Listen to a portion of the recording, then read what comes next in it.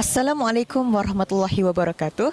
Saya Ahmad Ziad bin Abdul Rahim, wartawan TV Al-Adha. Pada hari ini, tanggal 28 Februari 2026, berlangsungnya seminar pemikiran wasatiyah Tuan Guru Datuk Haji Abbas bertempat di Dewan Sekolah Menengah Kebangsaan Agama Datuk Haji Abbas.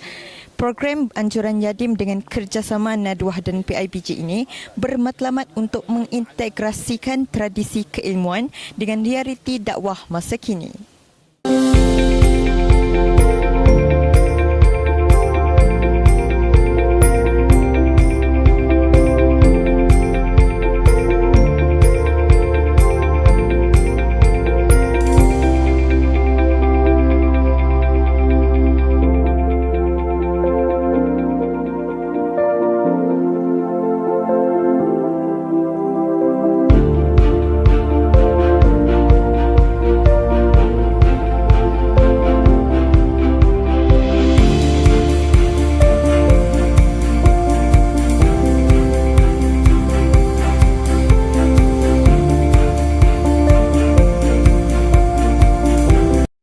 Seawal jam 7 pagi, perkarangan Sekolah Menengah Kebangsaan Agama Datuk Haji Abbas diceriakan dengan aktiviti persiapan bubur lambuk secara bergotong royong.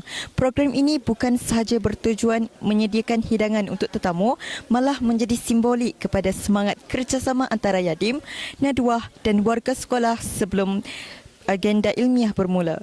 Aroma masakan tradisi ini jelas membangkitkan suasana harmoni sejajar dengan tema pemikiran wasatiyah yang dijulang hari ini.